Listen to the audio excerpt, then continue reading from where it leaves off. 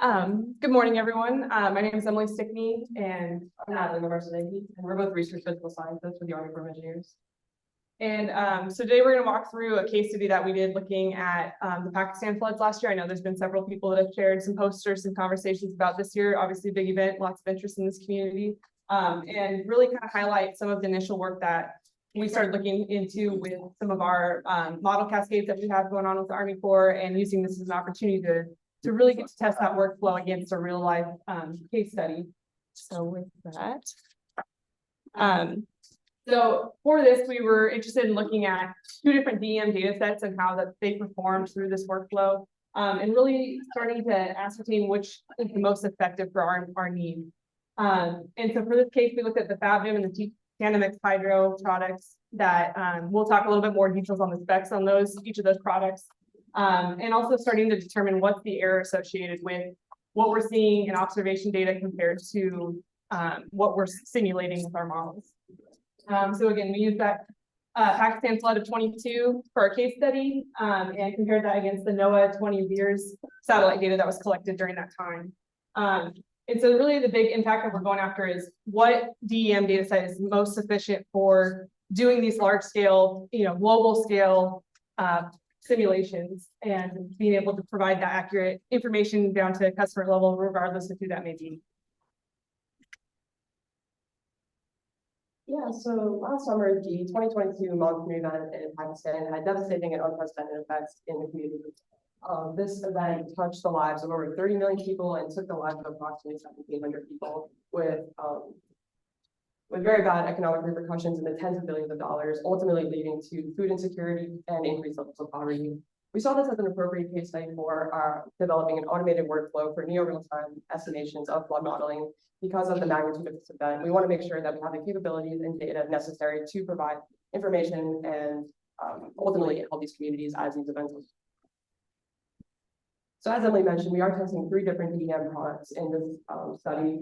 First, with the FabDEM, which is a privately produced DEM data set at the University of Brooklyn and Fathom, and then two TDX products which are produced by the NGA. There are varying differences between data sets, including primarily the resolution. All 3 of these are available globally, but the resolution differs, with FabDEM being a 30-meter resolution and the TDX product being a 12-meter resolution. The TDX Hydro is an interesting DEM data set because they actually burn the channels into the DEM, so the channel streams are reflected in that lower elevation, whereas the TDX noise reduced is the preliminary product prior to that, where they are using a vegetation bias removal to have a smoothing effect. So ultimately, this is a high-level overview of our workflow, where we are first using a land surface model, so seeing runoff volumes, which we then feed into our river routing model, which then gives us stream flow. We use the stream flow along with those 3 DEM data sets for 3 unique runs with land cover to ultimately get 3 unique flood inundation maps reflecting those 3 DEM data sets.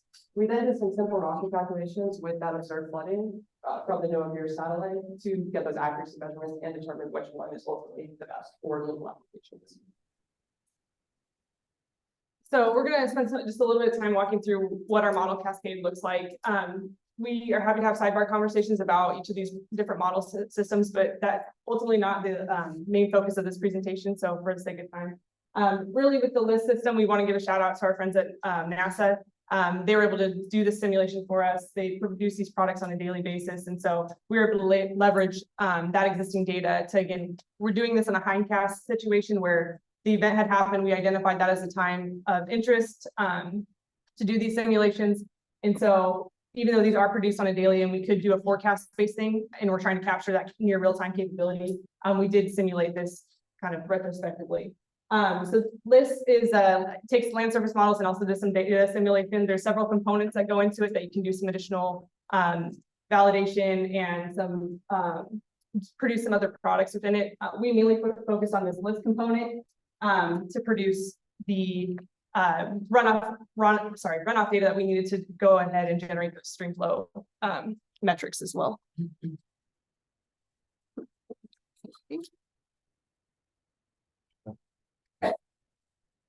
We are really interested in LIST today. Okay, here we go. So then, as Natalie pointed out with our schematic, we then feed into the rapid model. this is our stream routing model that we use, like, once again, to kind of that next step. You get the water to hit the surface, and then we got to move it into the channel. This again is a very well studied. There's a lot of papers that have been published on this from various people within Army Corps. And again, happy to have more detailed conversations on this on the side. It is publicly available as well. And so if you've got some interest, there's opportunities as well to explore that with it as well. So, and then the main model that we focused on in this whole process was auto route. And so this is taking those stream flows and solving the Manny's equation to then ultimately produce these inundation extents, depth rasters, and then we also can get some cross-section data out of this as well that we do leverage in some of our other models, kind of as a next step capability for our Army Corps suite of things that we can do. But for this particular research, we were just interested in those flood extents to see how well these DEMs are capturing what we're actually seeing in the satellite observations. So it's a very simple model. It is definitely not all the bells and whistles, everything in there. It is intended to be something that's very quick.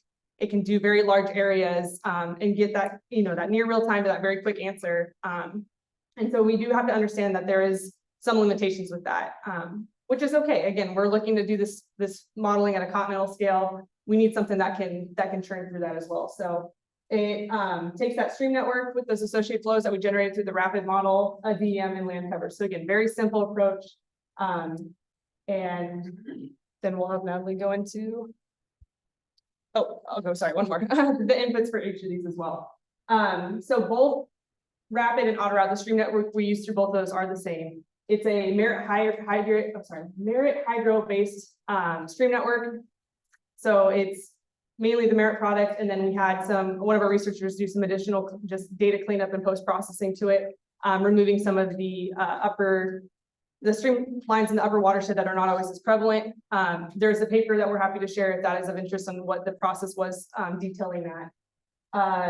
Going through the rapid process, then we are using that NOAA MP land surface model that comes in from the LIST system. And what we did was a simulation. There's a lot of spin up time that goes into that rapid system. So we actually did a simulation starting from January 1st of 2008, coming all the way through August of 2022. It's a 3-hourly timestamp that then gets aggregated all the way through that simulation. Feeding into auto route, again, we've got that stream network, the land cover. We just used a global extent of a land cover with that ADHRR. The base flows that we used, we averaged over the full simulation that we ran for rapid, and then focus on the max flow magnitudes during the 25th through the 31st of August, because that lined up with some of the aggregated satellite data that we had, and it gave a little bit better product to compare our simulations with the observations rather than doing just a single day. And then we had our 3 different DEM data sets that we talked about to do that coverage. So here on the right, you can see the observed satellite imagery that captured the flooding that occurred. This was captured by the NOAA satellite and this is the cumulative flooding from August 1st to August 29th of 2022. Ultimately, as you can see, this flooding affected primarily eastern Pakistan. So as we were running our flood model, we only ran it over the DEM files that touched the flooding. So we did not run it for the entire country for this application. And we kind of just want to provide some context into why we were interested in investigating this. As we were developing our near real-time automated workflow for flood inundation mapping globally, we were testing just these 2 products at first, FABDM and the hydro conditions DEM. And we saw very drastic differences initially from these different inputs. So as you can see with FABDM, you're highly overestimating, so you're having too much flooding captured by the model. Whereas when we use the TDX hydro, we had significant underestimation because all the water is sitting in that channel, that burden channel in the DEM of low elevation. At the time, we didn't have access to the noise reduced DEM. So once we had access to that, we also wanted to investigate that to see what is really the effect of these channels being burned into the DEM. So here we have the results from our initial study. In all of these maps, the blue is the observed satellite flooding, and the red, orange, and pink are our results. We saw very similar trends to our initial investigation, where FABDM was overestimating a bit, and then the TDX hydro, it was getting stuck in those burned-in channels. So that's kind of what we're seeing over here. These are all our stream network. It was a little bit too busy to put the stream network on the map, but those are the locations of our stream network. And then we actually saw probably the best results with that noise reduced without the channels burned in.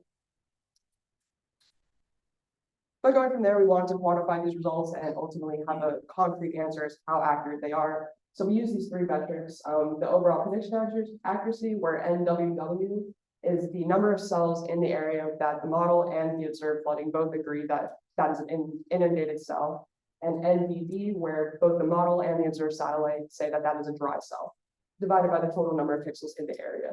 We use also the F-score, which is established in several different published literature, and the K-score. The F-score is a little bit biased in the fact that it doesn't consider non-inundated cells, which is why we ultimately use that K-conditional as well. So ultimately, we saw pretty high overall accuracies, with again TDX noise reviews being the highest with almost 92% accuracy, and Fathom performing at 88%. And we saw actually quite low F and G scores, but when we were looking through the literature, it does seem that that's appropriate, and those are similar scores to what was published already. So we still have more work to do. Again, we've gotten these initial results. We've been able to replicate them. But the other thing that we're interested too is starting to compare what happens when you start to couple DEMs with the hydrographies that have been derived from them as well.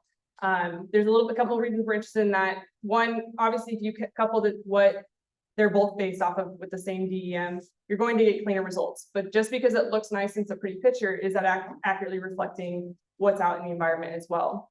The other big step is, as we've talked about in a lot of these discussions, all this research does take time, effort, money, and so you have to prioritize some of those research efforts as well.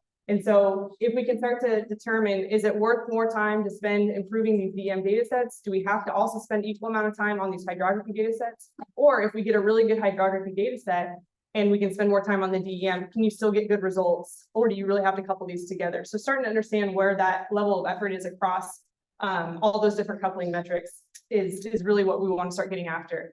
Another thing that we're also interested in is NGA was very much aware of the issues with the Tandemix Hydro first version, where the channels were burned in a little bit too deep. So they've been working on revising that, putting out a second version. So we are interested in applying this once again to that version 2 and see how that improvement goes with it as well. And then another interest we have is also just understanding, does it matter where you're at in the world for which DEM you use? Do you get better results in one area using one versus the other?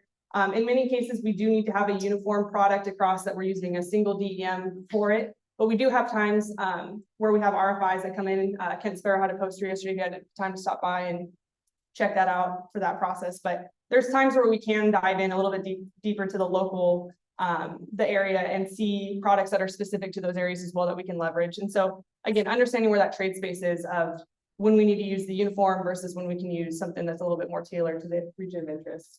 And then another thing is just, even though we're in line with what literature says as far as metrics not being highly scored, is that sufficient for us to be able to make sure that we're doing our due diligence as researchers as well for putting out the best product as well, and being able to communicate that risk and that understanding with our end users as well. So with that, yeah, we're happy to answer any questions, and thank you for your time. Yeah.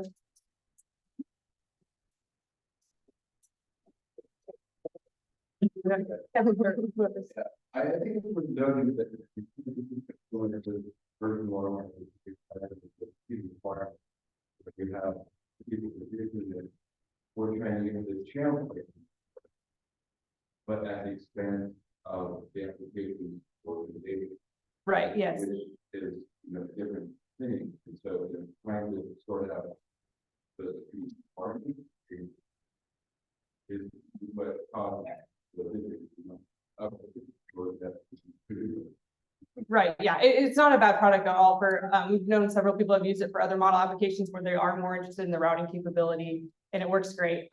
Again, just for the inundation mapping, it wasn't quite what we needed for it, but we've been in great contact with them, and they're excited to see what this comes with too, and have continue that conversation as well. So yeah, and excited to try version 2. So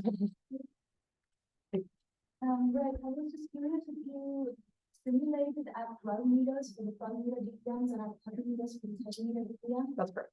Is that right? Yeah. And then also you evaluated against what data and what resolution was that at? So the NOAA satellite was actually a shapefile. So we did a shapefile to raster conversion. And when we did that conversion, for Fathom, we converted it to the 30 meters. When we did the TDX comparison, we converted it to that 12 meters. So it was 1 to. I wonder if that would impact your results. Normally, at different resolutions, when you average pixels, depends on the upscaling technique that you use, how the outcome will vary. So, in a 30 megapixel, on an average, you have 3 megapixels. Right. And then you upscale that, depending on the technique you choose, the outcome of that upscaling will be different. Right. And ultimately, we only saw about a 3% difference between the 30 meter versus the 12 meter. But that 12 meter was that 3% more accurate. So definitely see. Yeah. And yeah, that's yeah, and that's the other thing too, is this was such a high magnitude event that it is just very unprecedented, and maybe as we kind of investigate this more, maybe a more typical event would be more accurate. Yeah. Just an idea, maybe to think about. Yeah, thank you. I appreciate this. Great. Thank you.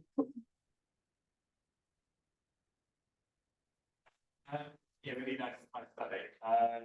We'll get so yeah, but what do you think pattern was not so good in some areas? And then my follow-up is do any checking of the remote sensing data?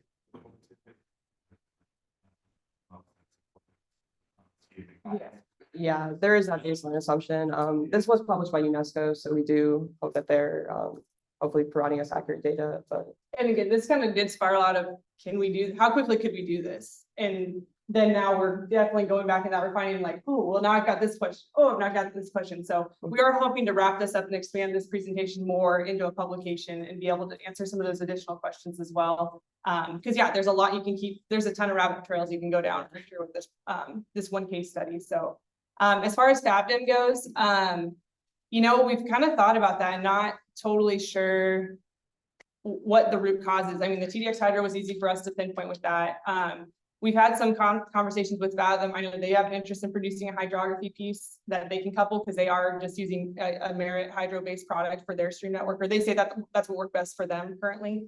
So that's kind of where we started getting interested in, doesn't matter which hydrography you use in association with it.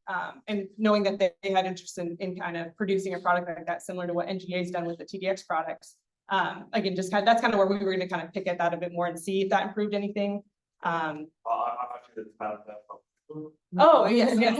So if you've got any more info, we're happy to hear too. It's his fault. Yeah. All right, we'll